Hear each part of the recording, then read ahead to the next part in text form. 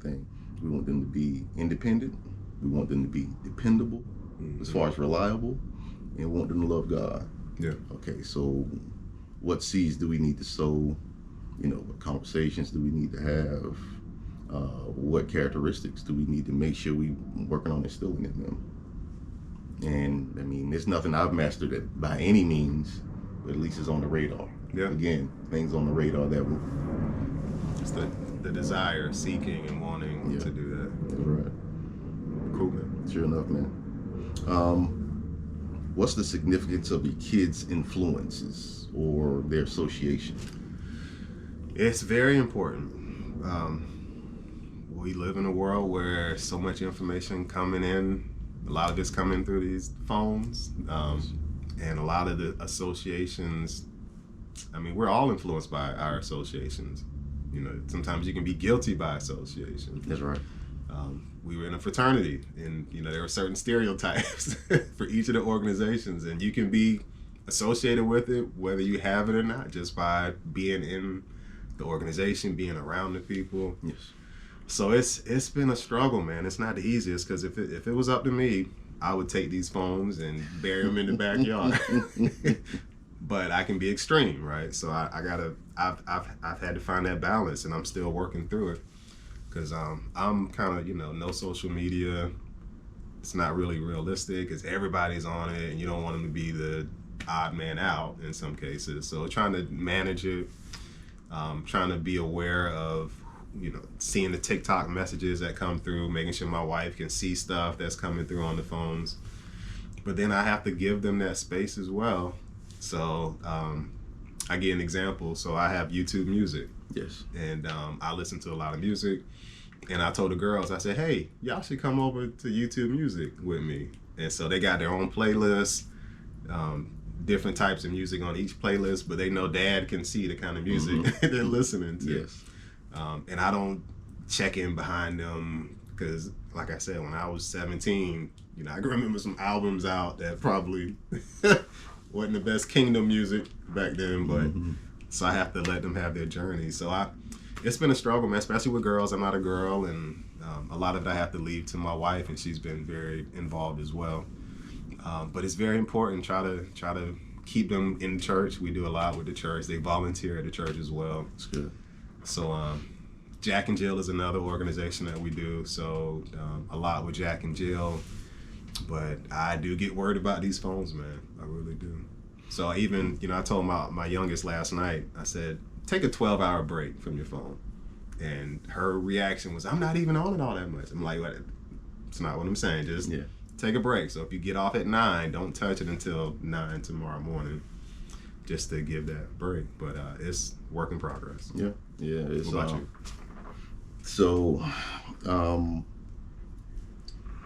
I think your association takes you in the it can either take you in the direction of your destiny or away from it. Because we typically fall to the level of our influence, of the environment that we allow ourselves to be influenced by. And what people quick to point out, well, Jesus, he hung out with sinners and, adulterers or whatever, but you know what? Jesus, his character is incorruptible. That ain't me. That ain't me, man. So, and I can point to one moment in life, like, when I stopped drinking, well, I had to disassociate with people for a while who drank, because if I'm battling this thing, I don't need to be in an environment where this thing is being glorified. Yeah, you're right. Set yourself up for failure. Yeah, man. And that's something our parents used to tell us all the time, as far as, be careful of the company you keep. And then when you think about the Bible, it says things like, bad company corrupts good character. A fool's going to display his foolishness, but the wise act with wisdom, So there, like when you go through Proverbs and Psalms, there is a stark contrast between living righteously and living wicked. Yeah. And you just don't want your kids around people who are living wicked, Which one is it? Is it Psalm, blessed is the one who does not walk in the counsel of the wicked? It says, that's how Psalms open, Psalms 1. So you read the Psalms, I might have mentioned that last time, 150 of them. That's quite the commitment. Yeah. I'm going through the Proverbs now, much shorter book. Oh yeah. But you're right. There's this contrast, and there's warnings. There's warnings between the righteous life and the wicked life, and it does. Free will. God gives you free will, but it's up to us to choose. That's right, man. So as far as how we regulate who they're associating with, for one, conversations like how was school? Because if something happened in school, okay, who was involved? Like our little third grader, last year in second grade, he had a lot of altercations in the classroom. So it's like, okay, in this altercation, who's doing what? You know what I mean? So getting names, and then when we go for like honor roll, things like that, who's this? Who's that? You know what I mean? Like, oh, that's my friend. That's so and so. So you start hearing the names over and over and over. Okay, so is he spending time with the people who's causing all these altercations? You know what I mean? Or not? Is he spending time with people who are making good grades? Yeah. Another thing, Mama Bear be checking their text messages every now and again, like surprise, like, just make sure everything's on the up and up. Right. With my oldest son, like I can see what games he has installed and things like that. Parental, with parental guidelines or whatever, like just making sure they're not downloading stuff for 18-year-olds when he's 11, Yeah. Another thing, simple thing, my kids are very active. They love going out to play. So when they're in the neighborhood and I'm over there, I'll go out with them to play to see who's coming out to play with you guys. Yeah. Does so-and-so do his homework? I mean, what grade are they in? In same grade? Okay. They make good grades. Are they respectful? Things like that. So just without being over the top, who that is? We don't know. That'll be one. You know what I mean? It'll repel. Yeah. And I heard somebody, I've heard a couple people say this years and years ago. Like, you want to be that cool parent, so all the friends come to your house so you can meet all your kids' friends. And I've seen people, create that environment, and of course they get to meet all the kids' friends because let's go hang out at so-and-so's house because their parents chill and they give us snacks and all of this or whatever. So yeah, man, there's multiple ways to do it, but we got to make sure we're doing it.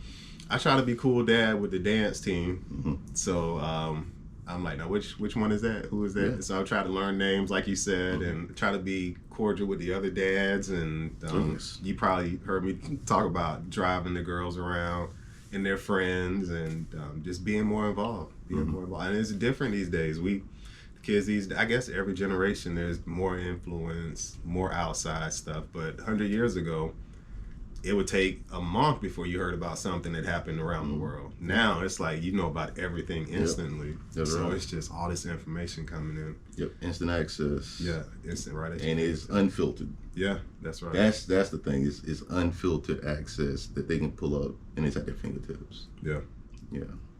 What about biblical fathers? Any good father figures in the Bible? I was thinking about, obviously, God the Father, right? Great. That's a good one. I can think of some bad ones. It's like I'm trying to. First one that comes to mind, David and Solomon. That's father son. Man, but David's other kids was man. Yeah. And can you think of any, man? Think of anybody who had like a father. You hear about like the prophets. Jeremiah was the son of a priest, right? He came up, but you don't hear much about that relationship. I guess Moses kind of was a father figure to Joshua, but we also know Joshua was from, he had his own lineage as well. So I had a hard time, man. You hear Paul and Timothy, they had this father-son. Yeah, like a mentorship. Yeah, it was a struggle for me. Ooh, I'm gonna have to come back. Yeah, to that. maybe we come back to that one. Yeah, we have to come back to that one. Who could you point to and say that's a good father figure in the Bible? I don't know. Everybody, nobody's perfect, so maybe that's part of it. But... Man, Joseph and Jesus. Man, yeah, dude. Anyway, food for thought. Yeah, that's anybody. Yeah, we coming back, man. We got put it in the comments. Yeah, please put in the comments. Yeah. I mean, we might be missing some very obvious ones, but could be. Y'all let us know. Yeah, we're probably overthinking it. Yeah, let us know. That's a good one. Oh, man. So I take a sip of water. oh, and one other thing. The kids are involved with the youth ministry at church. So my 8-year-old, they go back for children's church. My 11-year-old just aged out of that, and we don't currently have like a teen ministry. We had one, but it has to be revamped. So they're sitting in the congregation with us during the service. And actually this Sunday I started something new with my 11-year-old. Usually we let them sit in the back. There's a couple other guys who's like 11, 12, 13 sitting on the back. I was like, you know what, you're gonna sit with me, because I sit not on the front row, but I sit like kind of close to the front. And I was like, man, you gonna sit with me during the service or whatever. For one, just make sure you're not goofing around, but also two, okay, praise the Lord with your daddy. You know what I mean? Yeah. So that, and man, my daughter, like, she works in it's not a nursery, but they take kids at like 2 to 4, and she's back there every Sunday.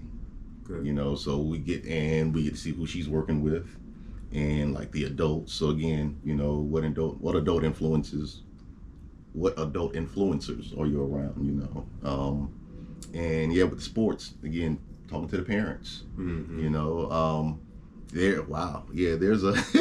We had a parent.